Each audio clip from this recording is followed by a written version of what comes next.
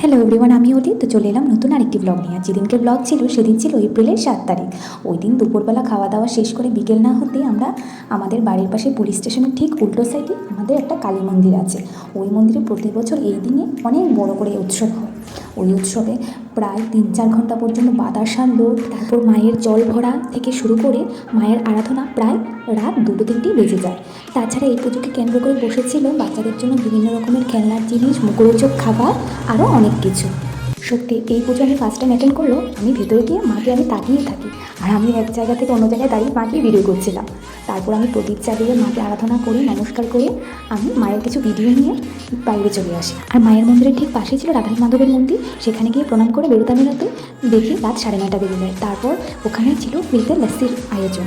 ওখানে লস্যি টাস্যি খেয়ে আমরা আবার প্রসাদ নিই। প্রসাদে ছিল ফ্রাইড রাইস, আলুর দম, চাটনি, পায়েস, আর যেটা ছিল আনলিমিটেড। আর মায়ের পুজোর প্রসাদ খুবই ভালো হয়েছিল। আর ভিডিওটা এখানে শেষ করছি। দেখা হচ্ছে অন্য আরেকটি ভিডিও। টাটা।